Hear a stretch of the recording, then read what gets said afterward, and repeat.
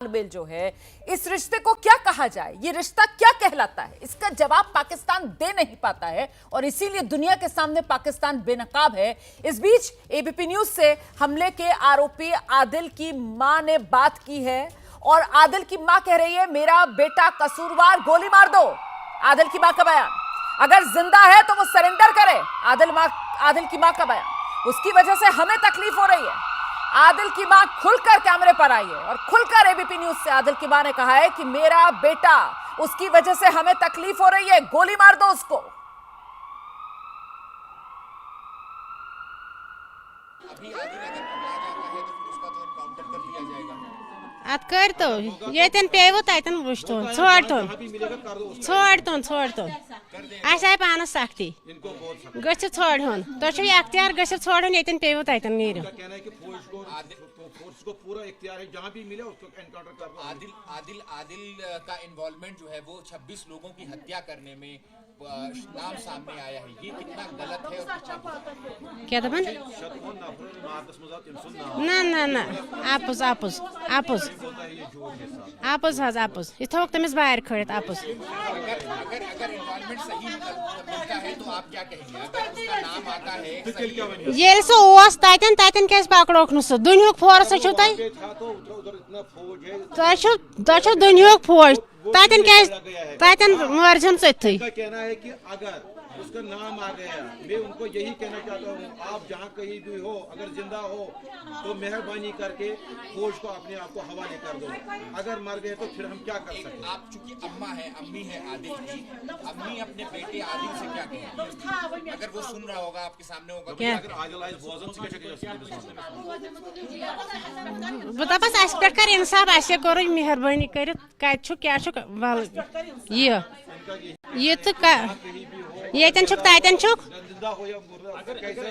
तो हमें हमारे लिए आ जाओ सिक्योरिटी फोर्सेस के सामने हथियार ना मे पता क्या ना मे क्या पता नहीं पढ़ना चाहते तहां मे पता क्या सो इलम मे बह क्या हेक वन ना मे पता बह क्या वन यह गो गलत सिविलन पे गो अटैक यह गो गलत तम ते सानी बई माज बेन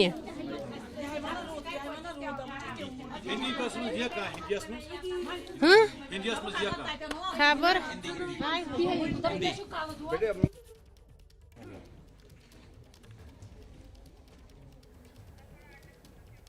तो ये आतंकवादी की मां को आप सुन रहे थे, जिसकी तरफ से साफ तौर पर कहा जा रहा है कि मेरा बेटा कसूरवार तो गोली मार दो। इस बीच ये जो आप तस्वीरें देख रहे हैं, ये पहलगाम की तस्वीरें हैं। पहलगाम में आप जानते हैं किस तरीके से सुरक्षा के अलर्ट पर यहां पर सीआरपीएफ की गाड़ी मूव करती हुई यहां पर सर्च ऑपरेशन लगातार इस इलाके में चलाए जा रहे हैं। जांच अभियान आगे बढ़ाया जा रहा है, मुस्तैदी यहां पर नजर आ रही है। और सबसे बड़ा धक्का यहां पर इस आतंकवादी हमले के बाद जो स्थानीय लोगों को लगा है वो ये कि टूरिज्म, पर्यटन, जिस पर इस जगह की पूरी इकोनॉमी, अर्थव्यवस्था वो निर्भर करती है, उसी की कमर टूटी है। क्योंकि अब पर्यटक यहां से वापस लौट रहे हैं। जो इलाका पर्यटकों से गुलजार था, वहां पर सिर्फ और सिर्फ सुरक्षाकर्मी इस वक्त नजर आ रहे हैं। जम्मू कश्मीर पुलिस से लेकर सीआरपीएफ से लेकर सेना के जवान सब यहां पर डटे हुए हैं। और आज तो आप जानते हैं बड़ा दिन इस लिहाज से भी है कि सेना प्रमुख जनरल उपेंद्र द्विवेदी वो भी जम्मू कश्मीर में मौजूद हैं, श्रीनगर पहुंच चुके हैं। जनरल उपेंद्र द्विवेदी जो हालात हैं सुरक्षा के लिहाज से उसकी समीक्षा वो कर रहे हैं और बहुत मुमकिन है कि वो पहलगाम भी जाएं, घटनास्थल पर जाकर भी वो दौरा करें। और इससे पहले आप जानते हैं पहलगाम में जब ये अटैक हुआ था तो उसके बाद गृहमंत्री अमित शाह भी अगले ही दिन घटनास्थल पर पहुंचे थे, वहां जाकर हालात का जायजा लिया था। इसके अलावा एनआईए की टीम भी अगले ही दिन मौके पर पहुंच गई थी। एनआईए इस पूरे मामले में अलग से अपनी जांच बढ़ाता हुआ इस मामले में जम्मू कश्मीर पुलिस की तरफ से भी एफआईआर दर्ज करके जांच आगे बढ़ाया जा रहा है।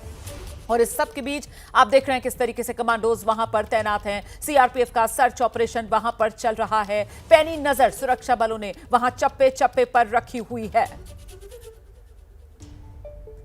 तो पाकिस्तान के नापाक मंसूबे कामयाब नहीं होने दिए जाएंगे, यही संदेश इन तस्वीरों से साफ है।